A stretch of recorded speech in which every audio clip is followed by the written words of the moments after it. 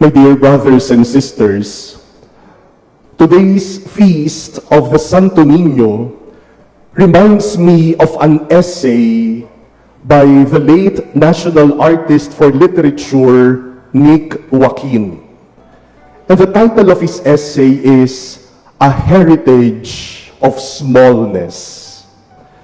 In his essay, Joaquin explores the idea that we Filipinos have the cultural tendency to think small. That we Filipinos has the cultural inclination to what is little, to what is immediate, to what is manageable, rather than to what is big, to what is grand, and to what is visionary. He even argues that this smallness is deeply ingrained in every aspect of Filipino life. Sabi niya, halimbawa, sa trade and commerce, we Filipinos do not buy in bulk. We buy in small quantities, o yung tinatawag nating tingi system. Bibili ng shampoo, ang bibilhin naka-sachet. Bibili ng sigarilyo, ang bibilhin pastik-stik lang. Mamamalengke, ang ipamamalengke, yung iluluto lang sa araw na yun. Maliliit ang ating pagbili. In terms of history and governance, we trace our roots to the barangay and the barrio.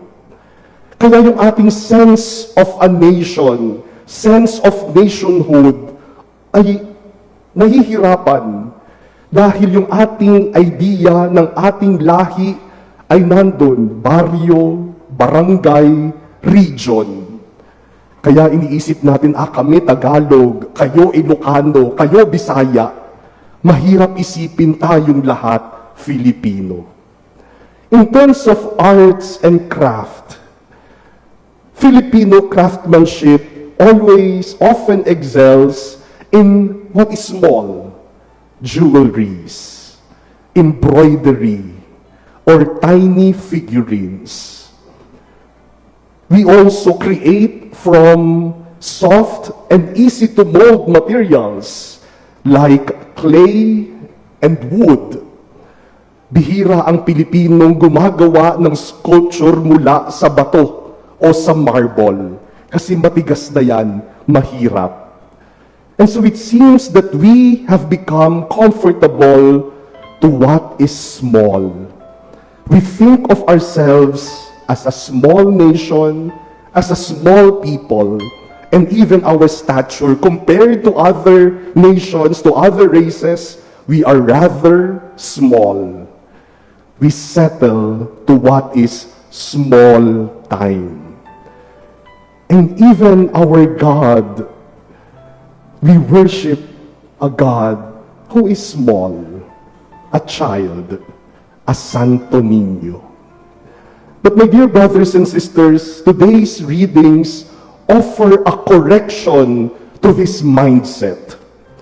In our first reading, the prophet Isaiah talks about the Savior who will come. And the Savior who will come is a child. A child is born for us, a son is given us. And yet this child has greatness, has authority and power, because according to the prophet Isaiah, on his shoulder dominion rests. They name him Wonder Counselor, God Hero, Father forever, and Prince of Peace. Bata, pero may taglay na kadakilaan. Maliit, pero makikitaan ng kadakilaan. And this is also what we see in our gospel when the disciples ask Jesus, who is the greatest in the kingdom of heaven? And Jesus places a child in their midst and says, here, this child is the greatest in the kingdom of heaven. Hindi dahil maliit yan, wala ng kadakilaan yan. And Jesus even says, whoever receives one child such as these, receives me. Jesus associates himself with the child, that even with the child, we can see God. And St. Paul in our second reading today reminds us of our call to greatness. We may be children of God, but our greatness does not depend on our size or wealth or power. Our real greatness comes from our dignity as children of God. My dear brothers and sisters, oftentimes we think of ourselves as small. Small in stature, small in power, small in influence. But the question is, what do we do with this sense of smallness? The danger is when we use our smallness as an excuse for mediocrity, as an excuse for the lack of vision, and as an excuse to settle for less than what we are called to be. Yung bang ginagawang dahilan yung pagiging maliit at mababa para hindi na magsikap, para hindi na maghangad ng mga dakilang bagay. The Santo Niño challenges that mindset. If God could come to us as a child in order to save us, if God can work our salvation through littleness, then our being small can never be an excuse for not striving for greatness. Let us not allow our being little, our age, our poverty, our stature to hinder us from becoming great Filipinos and from becoming great Christians. Huwag nating idahilan yung ating pagiging maliit. Hindi dahilan yan para maghangad ng mga dakilang bagay para sa ating sarili, sa ating kapwa, at sa ating bayan, sa ating mundo. Because God can use little people and little things to reveal His greatness. God can always use little people and insignificant things in order to show us His glory. Our littleness does not condemn us to insignificance. Our littleness, when united with God, becomes the seed for greatness.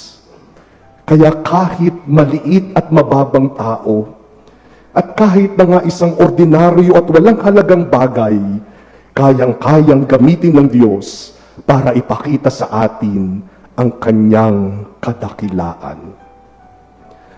You know, my dear brothers and sisters, I have shared with you a few Sundays ago that last October, I went to Poma, the very place where Our Lady of Hope appeared, and requested for a piece of stone. And I was given a piece of stone from the very apparition site of Our Lady. If you remember, about 3 Sundays ago, the Feast of the Holy Family and the Thanksgiving for the closing of the Jubilee year, we publicly exposed for veneration this stone from Poma. At yan po palaging nandyan sa may pintuan ng ating chapel.